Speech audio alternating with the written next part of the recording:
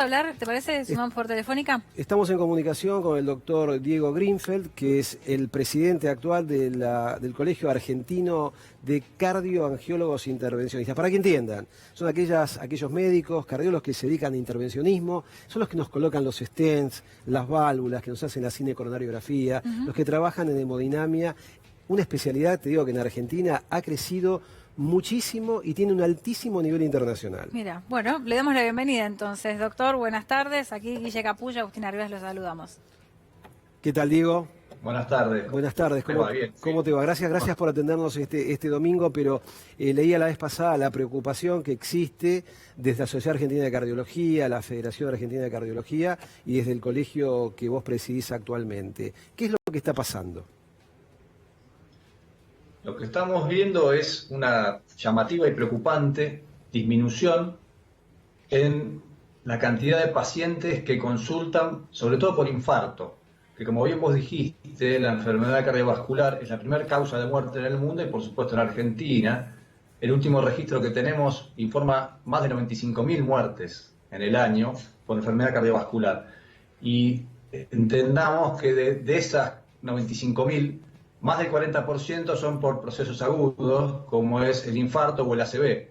Y en los últimos meses, desde que empezó la pandemia y la reclusión obligatoria, hemos visto entre un 40 y un 50% de disminución en las consultas por infarto. El registro que hicimos nosotros en el colegio, en el CASI, nos mostró prácticamente un 60% de disminución de angioplastia primaria, que es la angioplastia durante el infarto.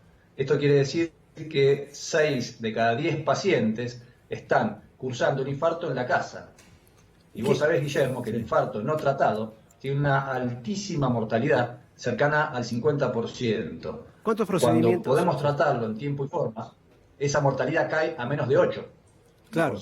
Pero ¿cuál es, digamos, creo que está más o menos extendido, pero si uno tiene un infarto y en realidad no actúa inmediatamente, a lo mejor no está tan identificado el síntoma, ¿no? Que se trate de eso. ¿Cómo lo reconoce el paciente que está sufriendo en ese momento un infarto?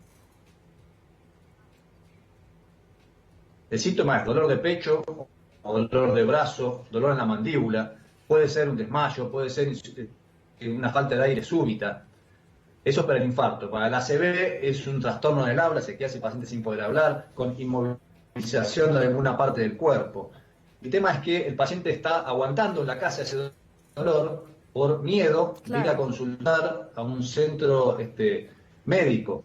Lo que nosotros queremos que la gente entienda es que hay mucho más riesgo de quedarse en su casa con un síntoma de problema cardíaco que ir a un centro a contagiarse coronavirus.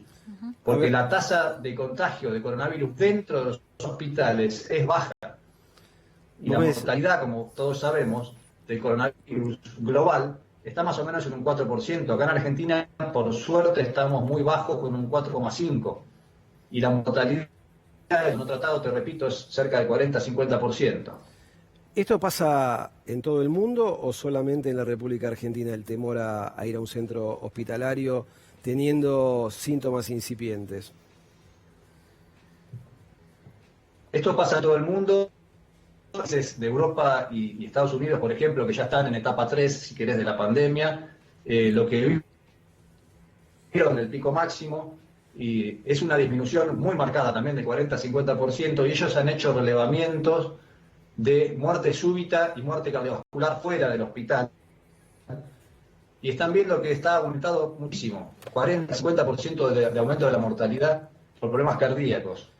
Comparativamente... Acá hemos hecho un estudio... Sí, perdón. No, te preguntaba si comparativamente, desde que comenzó la cuarentena hasta el día de hoy, comparándolo con el año pasado, igual periodo, ¿ha descendido cuánto el porcentaje de procedimientos?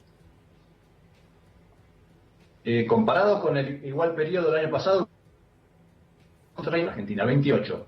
Pero si comparamos el mes de febrero, en realidad la primera quincena de marzo, contra la segunda quincena de marzo, la disminución fue del 60%. ¿Sí? Son dos formas distintas de verlo, pero estamos hablando de alrededor de un 30-40% de disminución de la consulta y el tratamiento por infarto.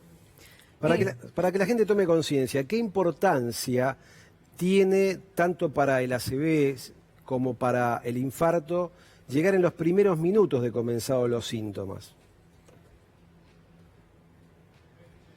Es muy importante. Cuanto más rápido uno consulta y más rápido se instaura el tratamiento, la posibilidad de complicaciones graves es mucho menor.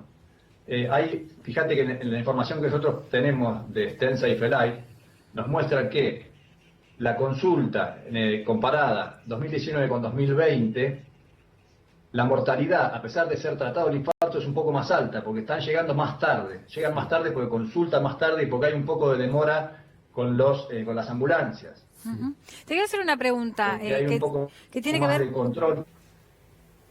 ¿Se cortó ahí?